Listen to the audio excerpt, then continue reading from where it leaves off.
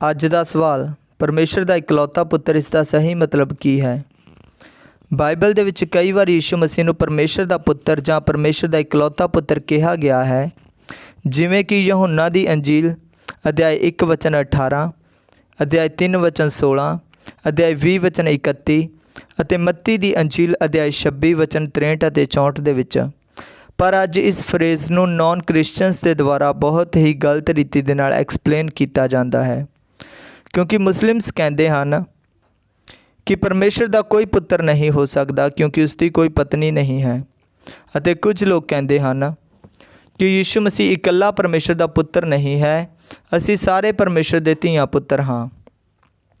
ਅਤੇ ਕੁਝ ਲੋਕ ਕਹਿੰਦੇ ਹਨ ਕਿ ਯੀਸ਼ੂ ਮਸੀਹ ਪਰਮੇਸ਼ਰ ਨਹੀਂ ਹੈ ਪਰ ਪਰਮੇਸ਼ਰ ਦਾ ਪੁੱਤਰ ਹੈ। ਅਤੇ ਯਹੋਵਾਸ ਵਿਟਨੈਸਿਸ ਕਹਿੰਦੇ ਹਨ ਕਿ ਯੀਸ਼ੂ ਮਸੀਹ ਪਰਮੇਸ਼ਰ ਦਾ ਪੁੱਤਰ ਹੈ, ਉਸ ਦੀ ਇੱਕ ਸਮੇਂ ਦੇ ਵਿੱਚ ਸ੍ਰਿਸ਼ਟੀ ਕੀਤੀ ਗਈ ਹੈ, ਇਸ ਲਈ ਉਹ ਪਰਮੇਸ਼ਰ ਨਹੀਂ ਹੈ। ਪਰ ਕੀ ਬਾਈਬਲ ਦੇ ਆਧਾਰ ਦੇ ਉੱਤੇ ਸਾਰੀਆਂ ਐਕਸਪਲੇਨੇਸ਼ਨਸ ਸਹੀ ਹਨ? ਬਿਲਕੁਲ ਵੀ ਨਹੀਂ, 100% ਰੋਂਗ। ਕਿਉਂਕਿ ਜਦੋਂ ਬਾਈਬਲ ਯੀਸ਼ੂ ਮਸੀਹ ਨੂੰ ਪਰਮੇਸ਼ਰ ਦਾ ਪੁੱਤਰ ਕਹਿੰਦੀ ਹੈ ਤਾਂ ਉਸ ਦਾ ਮਤਲਬ ਹੈ ਸਵੈਮ ਪਰਮੇਸ਼ਰ, ਤ੍ਰਿਏਕਤਾ ਦਾ ਦੂਸਰਾ ਵਿਅਕਤੀ, ਸੈਕਿੰਡ ਪਰਸਨ ਆਫ ਟ੍ਰਿਨਿਟੀ। ਕਿਉਂਕਿ ਜਦੋਂ ਅਸੀਂ ਯਹੋਨਾ ਦੀ ਅੰਜੀਲ ਅਧਿਆਇ 5 ਦੇ ਵਿੱਚ ਉਹਦੇ ਵਚਨ 18 ਤੋਂ ਦੇਖਦੇ ਹਾਂ ਤਾਂ ਉੱਥੇ ਲਿਖਿਆ ਕਿ ਯਹੂਦੀ ਲੋਕ ਯੀਸ਼ੂ ਮਸੀਹ ਦੇ ਮਾਰਨ ਨੂੰ ਉਸ ਦੇ ਪਿੱਛੇ ਪੈ ਗਏ, ਕਿਉਂਕਿ ਨਾ ਤਾਂ ਯੀਸ਼ੂ ਮਸੀਹ ਨਿਰਾ ਸ਼ਬਦ ਦੇ ਦਿਨ ਦੀ ਵਿਧੀ ਨੂੰ ਹੀ ਨਹੀਂ ਤੋੜਦਾ ਸੀ, ਪਰ ਪਰਮੇਸ਼ਰ ਨੂੰ ਪਿਤਾ ਕਹਿ ਕੇ ਆਪਣੇ ਆਪ ਨੂੰ ਪਰਮੇਸ਼ਰ ਦੇ ਤੁੱਲ ਠਹਿਰਾਉਂਦਾ ਸੀ। ਸੋ ਯਹੂਦੀ ਲੋਕ ਸਮਝ ਗਏ ਕਿ ਜਦੋਂ ਯੀਸ਼ੂ ਮਸੀਹ ਆਪਣੇ ਆਪ ਨੂੰ ਪਰਮੇਸ਼ਰ ਦਾ ਪੁੱਤਰ ਕਹਿ ਰਿਹਾ ਹੈ ਤਾਂ ਉਹ ਇਹ ਕਹਿ ਰਿਹਾ ਆ ਕਿ ਮੈਂ ਸਵੈਮ ਪਰਮੇਸ਼ਰ ਹਾਂ, ਮੈਂ ਪਰਮੇਸ਼ਰ ਦੇ ਤੁੱਲ ਹਾਂ, ਮੇਰੇ ਵਿੱਚ ਉਹ ਗੁਣ ਹਨ ਜਿਹੜੇ ਪਰਮੇਸ਼ਰ ਵਿੱਚ ਹਨ, ਮੇਰੇ ਵਿੱਚ ਉਹ ਨੇਚਰ ਹੈ ਜਿਹੜਾ ਪਰਮੇਸ਼ਰ ਵਿੱਚ ਹੈ। ਅਤੇ ਯੀਸ਼ੂ ਮਸੀਹ ਨੇ ਆਪਣੇ ਕੰਮਾਂ ਤੋਂ ਅਤੇ ਆਪਣੀਆਂ ਗੱਲਾਂ ਤੋਂ ਇਹ ਸਾਬਿਤ ਕੀਤਾ ਕਿ ਮੈਂ ਪਰਮੇਸ਼ਰ ਹਾਂ। ਅਤੇ ਨਾ ਹੀ ਫਸਟ ਸੈਂਚੁਰੀ ਦੀ ਕਲੀਸਿਆ ਨੇ ਜਦੋਂ ਉਹਨਾਂ ਨੇ ਪਰਮੇਸ਼ਰ ਦਾ ਇਕਲੌਤਾ ਪੁੱਤਰ ਸ਼ਬਦ ਨੂੰ ਇਸਤੇਮਾਲ ਕੀਤਾ ਜਾਂ ਸੁਣਿਆ, ਉਸ ਦਾ ਇਹ ਮਤਲਬ ਕੱਢਿਆ ਕਿ ਉਹ ਕਦੀ ਪਰਮੇਸ਼ਰ ਤੋਂ ਘੱਟ ਆ ਜਾਂ ਉਹ ਸਿਰਜਿਆ ਗਿਆ, ਉਹ ਬਾਅਦ ਦੇ ਵਿੱਚ ਹੈ। ਪਰ ਉਹਨਾਂ ਨੇ ਇਸ ਦਾ ਹਮੇਸ਼ਾ ਇਹੀ ਮਤਲਬ ਸਮਝਿਆ ਕਿ ਉਹ ਸਵੈਮ ਪਰਮੇਸ਼ਰ ਹੈ। ਅਤੇ ਜਦੋਂ ਅਸੀਂ ਦੇਖਦੇ ਹਾਂ ਯਹੋਨਾ ਦੀ ਅੰਜੀਲ ਅਧਿਆਇ 3 ਵਚਨ 16 ਦੇ ਵਿੱਚ, ਜਿੱਥੇ ਲਿਖਿਆ ਕਿ ਪਰਮੇਸ਼ਰ ਨੇ ਜਗਤ ਨਾਲ ਅਜਿਹਾ ਪਿਆਰ ਕੀਤਾ ਕਿ ਉਸਨੇ ਆਪਣਾ ਇਕਲੌਤਾ ਪੁੱਤਰ ਦੇ ਦਿੱਤਾ। ਤੋ ਇਸ ਜਗ੍ਹਾ ਦੇ ਉੱਤੇ ਜਿਹੜਾ ਇਕਲੌਤਾ ਪੁੱਤਰ ਸ਼ਬਦ ਆ, ਇਹ ਸ਼ਬਦ ਜਿਹੜਾ ਇੰਗਲਿਸ਼ ਕੁਝ ਟਰਾਂਸਲੇਸ਼ਨਸ ਦੇ ਵਿੱਚ ਇਸ ਨੂੰ ਬਿਗੋਟਨ ਸਨ ਇਸ ਸ਼ਬਦ ਇਸਤੇਮਾਲ ਕੀਤਾ ਗਿਆ ਹੈ ਕਿ ਜੰਮਿਆ ਹੋਇਆ ਪੁੱਤਰ। ਅਤੇ ਇਹ ਕਨਫਿਊਜ਼ਨ ਖੜੀ ਕਰਦਾ ਹੈ, ਇਹ ਕਨਫਿਊਜ਼ਨ ਪੈਦਾ ਕਰਦਾ ਆ।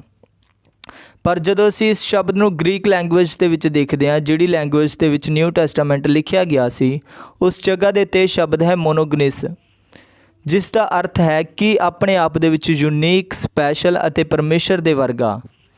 ਕਿਉਂਕਿ ਬਾਈਬਲ ਦੇ ਵਿੱਚ ਸਵਰਗ ਦੂਤਾਂ ਨੂੰ ਵੀ ਪਰਮੇਸ਼ਰ ਦੇ ਪੁੱਤਰ ਕਿਹਾ ਗਿਆ ਹੈ, ਜਿਵੇਂ ਕਿ ਅਸੀਂ ਅਯੂਬ ਦੀ ਪੁਸਤਕ ਅਧਿਆਇ 1 ਦੇ ਵਿੱਚ ਦੇਖਦੇ ਹਾਂ।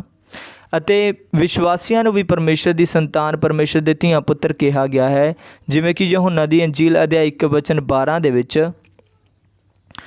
ਪਰ ਇਹ ਜਿਹੜਾ ਇੱਥੇ ਸ਼ਬਦ ਮੋਨੋਗਨਿਸ ਹੈ, ਇਹ ਗੱਲ ਨੂੰ ਦਿਖਾਉਂਦਾ ਹੈ ਕਿ ਭਾਵੇਂ ਸਵਰਗ ਦੂਤਾਂ ਨੂੰ ਪਰਮੇਸ਼ਰ ਦੇ ਪੁੱਤਰ ਕਿਹਾ ਗਿਆ ਹੈ, ਭਾਵੇਂ ਵਿਸ਼ਵਾਸੀਆਂ ਨੂੰ ਪਰਮੇਸ਼ਰ ਦੇ ਧੀਆਂ ਪੁੱਤਰ ਕਿਹਾ ਗਿਆ ਹੈ, ਪਰ ਯੀਸ਼ੂ ਮਸੀਹ ਉਸ ਕੈਟਾਗਰੀ ਦੇ ਵਿੱਚ ਨਹੀਂ ਆਉਂਦਾ। ਯੀਸ਼ੂ ਮਸੀਹ ਪਰਮੇਸ਼ਰ ਦਾ ਇੱਕ ਯੂਨੀਕ ਸਨ ਆ, ਇੱਕ ਸਪੈਸ਼ਲ ਸਨ ਆ, ਜਿਹੜਾ ਪਰਮੇਸ਼ਰ ਦੇ ਵਰਗਾ ਹੈ। ਅਤੇ ਇਹ ਸ਼ਬਦ ਪਰਮੇਸ਼ਰ ਅਤੇ ਯੀਸ਼ੂ ਮਸੀਹ ਦੇ ਰਿਸ਼ਤੇ ਨੂੰ ਦਿਖਾਉਂਦਾ ਆ ਕਿ ਉਹਨਾਂ ਦਾ ਰਿਸ਼ਤਾ ਆਪਣੇ ਆਪ ਦੇ ਵਿੱਚ ਸਪੈਸ਼ਲ ਹੈ। ਅਤੇ ਇਹੀ ਸ਼ਬਦ ਬਾਈਬਲ ਦੇ ਵਿੱਚ ਇਬਰਾਨੀਆਂ ਦੀ ਪੁਸਤਕ ਅਧਿਆਇ 11 ਵਚਨ 17 ਦੇ ਵਿੱਚ ਇਸਤੇਮਾਲ ਕੀਤਾ ਗਿਆ ਇਜ਼ਹਾਕ ਦੇ ਲਈ। ਜਦੋਂ ਅਬਰਾਹਮ ਇਜ਼ਹਾਕ ਨੂੰ ਲੈ ਕੇ ਗਿਆ ਬਲੀਦਾਨ ਚੜਾਉਣ ਦੇ ਲਈ, ਤਾਂ ਲਿਖਿਆ ਕਿ ਵਿਸ਼ਵਾਸ ਹੀ ਦੇ ਦੁਆਰਾ ਅਬਰਾਹਮ ਨੇ ਆਪਣੇ ਇਕਲੌਤੇ ਪੁੱਤਰ ਇਜ਼ਹਾਕ ਨੂੰ ਬਲੀਦਾਨ ਚੜਾਉਣ ਦੇ ਲਈ ਪਰਮੇਸ਼ਰ ਦੇ ਅੱਗੇ ਲੈ ਗਿਆ।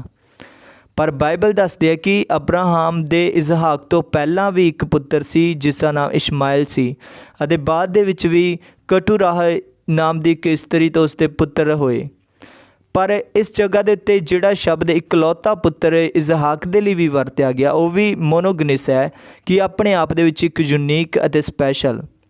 ਸੋ ਇਹ ਸ਼ਬਦ ਜਿਹੜਾ ਇਕਲੌਤਾ ਪੁੱਤਰ, ਇਹ ਸਾਬਤ ਨਹੀਂ ਕਰਦਾ ਜਾਂ ਇਹ ਨਹੀਂ ਦੱਸਦਾ ਕਿ ਯੀਸ਼ੂ ਮਸੀਹ ਇੱਕ ਸਮੇਂ ਦੇ ਵਿੱਚ ਸਿਰਜਿਆ ਗਿਆ, ਉਸ ਦੀ ਸ੍ਰਿਸ਼ਟੀ ਕੀਤੀ ਗਈ, ਪਰ ਇਹ ਦਿਖਾਉਂਦਾ ਹੈ ਕਿ ਯੀਸ਼ੂ ਮਸੀਹ ਜਿਹੜਾ ਉਹ ਸਪੈਸ਼ਲ ਆ, ਉਹ ਯੂਨੀਕ ਆ, ਉਹ ਪਰਮੇਸ਼ਰ ਦੇ ਸਮਾਨ ਆ ਰਿਸ਼ਤੇ ਦੇ ਵਿੱਚ, ਅਤੇ ਇਹ ਇੱਕ ਰਿਸ਼ਤੇ ਨੂੰ ਦਿਖਾਉਂਦਾ ਆ।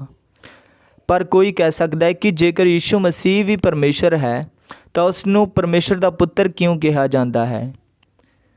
ਤਾਂ ਇਸ ਦਾ ਅਰਥ ਇਹ ਹੈ, ਇਸ ਦਾ ਜਵਾਬ ਇਹ ਹੈ ਕਿ ਜਿਹੜਾ ਪਰਮੇਸ਼ਰ ਦਾ ਪੁੱਤਰ ਸ਼ਬਦ ਆ, ਅਸੀਂ ਇਸ ਲਈ ਯੀਸ਼ੂ ਮਸੀਹ ਨੂੰ ਪਰਮੇਸ਼ਰ ਦਾ ਪੁੱਤਰ ਕਹਿੰਦੇ ਹਾਂ ਕਿਉਂਕਿ ਪਰਮੇਸ਼ਰ ਨੇ ਆਪਣੇ ਆਪ ਨੂੰ ਸਾਡੇ ਉੱਤੇ ਇਸੇ ਤਰ੍ਹਾਂ ਪ੍ਰਗਟ ਕੀਤਾ ਹੈ, ਅਤੇ ਇਹ ਇੱਕ ਰਿਸ਼ਤੇ ਨੂੰ ਦਿਖਾਉਂਦਾ ਹੈ ਤਾਂ ਕਿ ਅਸੀਂ ਅੰਡਰਸਟੈਂਡ ਕਰ ਸਕੀਏ, ਅਸੀਂ ਸਮਝ ਸਕੀਏ ਕਿ ਪਰਮੇਸ਼ਰ ਦੇ ਵਿੱਚ ਅਤੇ ਪਰਮੇਸ਼ਰ ਦੇ ਤਿੰਨ ਪਰਸਨ ਜਿਹੜੇ ਪਿਤਾ, ਪੁੱਤਰ ਅਤੇ ਪਵਿੱਤਰ ਆਤਮਾ ਹੈ, ਉਹਨਾਂ ਦੇ ਵਿੱਚ ਇੱਕ ਰਿਸ਼ਤਾ ਹੈ, ਅਤੇ ਇਹ ਰਿਸ਼ਤਾ ਜਿਹੜਾ ਪਿਤਾ ਪੁੱਤਰ ਦੇ ਵਾਂਗੂ ਦਿਖਾਇਆ ਗਿਆ ਯੀਸ਼ੂ ਮਸੀਹ ਦੇ ਵਿੱਚ ਅਤੇ ਪਰਮੇਸ਼ਰ ਦੇ ਵਿੱਚ। ਪਰ ਯੀਸ਼ੂ ਮਸੀਹ ਕਿਸੇ ਰੀਤੀ ਦੇ ਨਾਲ ਪਰਮੇਸ਼ਰ ਤੋਂ ਘੱਟ ਨਹੀਂ ਹੈ। ਇੱਕ ਰਿਸ਼ਤੇ ਨੂੰ ਦਿਖਾਉਂਦਾ ਹੈ ਕਿ ਉਹ ਸਪੈਸ਼ਲ ਹੈ, ਉਹ ਸਾਡੀ ਕੈਟਾਗਰੀ ਦੇ ਵਿੱਚ ਨਹੀਂ ਆਉਂਦਾ, ਉਹਦੇ ਵਿੱਚ ਸਾਰੇ ਗੁਣ ਪਰਮੇਸ਼ਰ ਵਾਲੇ ਹਨ। ਸੋ ਆਈ ਹੋਪ ਕਿ ਤੁਹਾਨੂੰ ਆਨਸਰ ਮਿਲ ਚੁੱਕਾ ਹੈ ਕਿ ਪਰਮੇਸ਼ਰ ਦਾ ਇਕਲੌਤਾ ਪੁੱਤਰ ਦਾ ਮਤਲਬ ਕੀ ਹੈ। ਜਿਸ ਦਾ ਮਤਲਬ ਹੈ ਕਿ ਸਪੈਸ਼ਲ, ਯੂਨੀਕ, ਪਰਮੇਸ਼ਰ ਦੇ ਸਮਾਨ ਅਤੇ ਸਵੈਮ ਪਰਮੇਸ਼ਰ, ਸੈਕਿੰਡ ਪਰਸਨ ਆਫ ਟ੍ਰਿਨਿਟੀ। ਸੋ ਪ੍ਰਭੂ ਤੁਹਾਨੂੰ ਬਹੁਤ ਸਾਰੀ ਆਸ਼ੀਸ਼ ਦੇਵੇ। ਆਮੀਨ।